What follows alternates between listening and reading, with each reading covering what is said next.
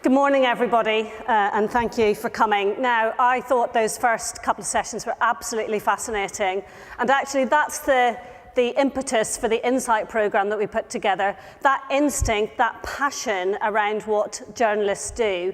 It's my job to put numbers and evidence around that so that advertisers who are seeking to put their brands within newspapers, both print and online, have the evidence and the confidence in which to do that. Now, the other important thing about an Insight programme is it stops us relying on sample of one. And I think the problem with a sample of one, and if you talk to people just like you, I forgot I had a title slide, is that you think that everybody is just like you. And that can lead to sort of false notions that arise over time. So for the next 9 minutes or so, I'm going to dispel just a few of those myths that have grown up around news brands. Now, the first one of those is that sight is the only sense that you need to use to look at when advertising within news brands. Now, there is sound. We're getting a lot more video advertising, but I'm actually just wanting to talk about another sense which you might not expect to be important, and that's touch. Touch is a vital sense for our development as people, and there's lots of academic studies out there that talk about the role it plays in our emotional well-being. Earlier this year, we carried out a piece of research with UCL and with PhD, investigating the importance of touch for both print and tablet advertising versus a control group of people looking at advertising on their PC. And you would hope that you don't stroke your PC, but you never know. Generally, navigation is via the mouse. What we found, perhaps unsurprisingly for tablets, because the main mechanism for interaction with the tablet is via touch, is that advertising on news brands on the tablet platform do have higher spontaneous awareness and much improved brand metrics versus advertising online. Now, it's not to say that online advertising doesn't have its role to play. We believe that all of the different platforms that news brands operate on have a role to play, and they perform a different function and serve different needs.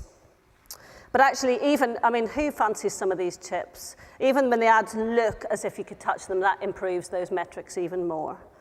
But Geordie talked particularly about print, and let's not forget about print, because actually, ads that are actually touched, you forget that you touch the newspaper when you're turning it. You might not be interacting consciously with the advertising, but you are touching and interacting with that newspaper. And we find that actually touching the print ad improves overall brand perceptions and willingness to purchase. So things like honesty and sincerity, confidence, reliability, customer satisfaction, and willingness to purchase. My second myth is around newspaper reading, and we have heard a bit about that this morning, this sort of perspective that newspaper reading is dying out because young people aren't picking out the habit. And I think this is particularly where a sample of one is very, very dangerous. I've heard it said on at least one conference platform recently that young media planners, well, they don't read newspapers, they don't watch television, they just go on Facebook or Google. And actually, if you look at the industry data, look at our NRS PAD data, that actually tells a very different story.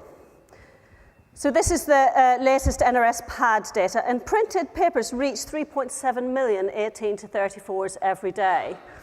That rises to 9.5 million monthly. And if you look at a multi-platform basis, those numbers are not insignificant. Now, I was also interested in this sort of whole idea of how habits are formed. So earlier in the summer, we carried out a piece of work called Generation News with Bath University, with the lovely Professor Bas Verplanken, who's an expert in habit formation. And actually what we uncovered was that new habits are being formed. It's not just as simple as picking up the newspaper that your parents read and then you form the habit that way. There are new routes into news brands. Social is a new route into news brands, and new habits are being formed and opened up. And actually, that in some instances is leading young people back to print. There is something different about print, and as part of our research with Bas, we discovered that actually there's actually a much higher cognitive load for digital reading. So meaning that you're having to work a lot harder to mentally process what you're seeing, to choose what you're reading. Whereas actually print is a way of kind of switching off of the news being curated for you in a different way and sort of a way of kind of lessening the cognitive load. You know, even the younger people in our study were sort of beginning to worry about the consequences of a digital overload and wanting to switch off. And we saw actually lots of evidence of weekend reading. And we had one respondent in our research, and I must tell you the story because she was from Manchester, and she said, you know, when it all gets too much, and I can't do a Manchester accent, sorry, my own's too strong. When it all gets too much and I just want a bit of a break, I get in my car and I go out to the Tops. I did have to try and work out what the Tops were, but it's a place outside Manchester apparently. So there is still a role for print in a connected age. All of the different platforms have a role, so that habit is not dying out.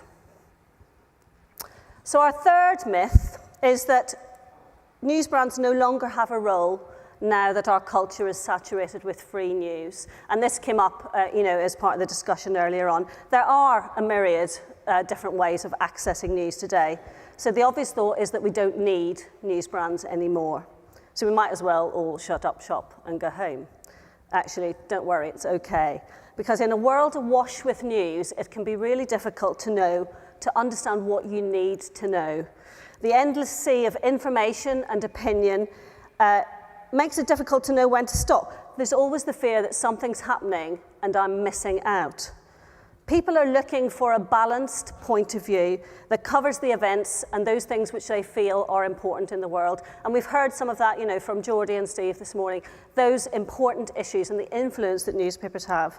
They provide trusted journalism and a sense of satisfaction for the reader by telling you what you need to know. So soothing that kind of constant itch for news. That's somewhere something's always happening and I need to know about it. And actually, that means that saturation of news means that news brands' role is more important than ever before.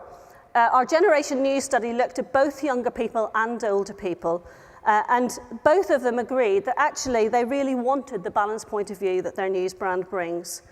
News brands are a lens that brings focus to the world and a sense of understanding to the online chatter. As part of the research, we saturated a group of people with a news brand in order to understand how habits are formed and what the benefits and rewards of that habit are. There was a sense, as shown by the quote from James here, that news brands open your eyes to the world in a different way, not only informing, but also providing fuel for social interactions. So James, you know, he sort of didn't realize that he was missing so much, and it opened his eyes to a whole new world of possibilities. And we also deprived some people of their regular news brand, and they had descriptions of, I'm flailing about, I don't know where to go for my news because I don't know whether I trust it or not.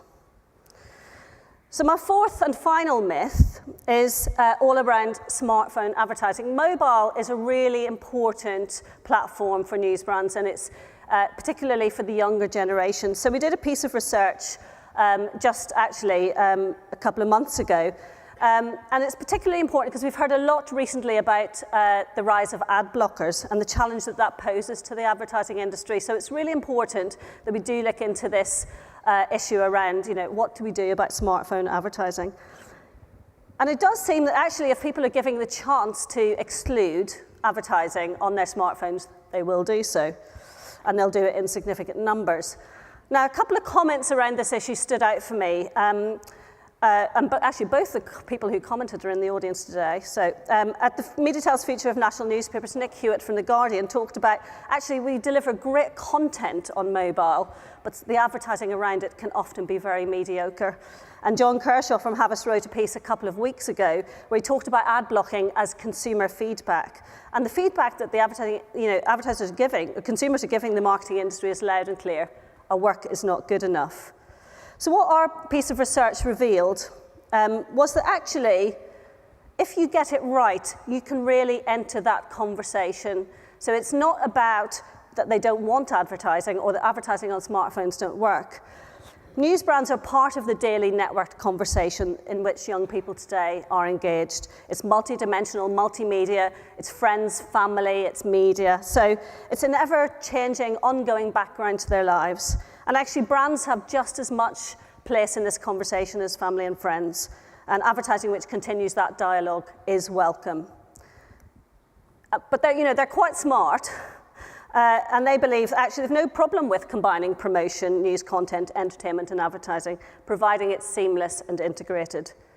So as long as it doesn't break the conversation and there's a sense of continuity, then brands are very welcome to have a role in the discourse. So it's a whistle-stop tour through some of the work that we've been doing this year, and we've got a few of the handouts from various projects, and you can also find a lot more on our website. But the Insight programme continues apace with some more projects coming up. We're just in the middle of a project to deconstruct consumer journeys. We know that actually from our own individual experiences and lots of studies done over the years that the consumer decision journey is a complex one. So we're looking particularly at the role of all of the different news brand platforms along the path to purchase. And finally, we're working on an incredibly ambitious project on multi-platform effectiveness. Now, when I started out in the industry, the question was, well, what does print add to telly and what does radio add to outdoor? It was that kind of question, and that question is still being asked, but now it is, what does advertising on mobile add to print? What does advertising online add to print, or the other way around? So we are in the middle of a project looking at what's the incremental impact of adding different platforms and why you should look at a multi-platform campaign.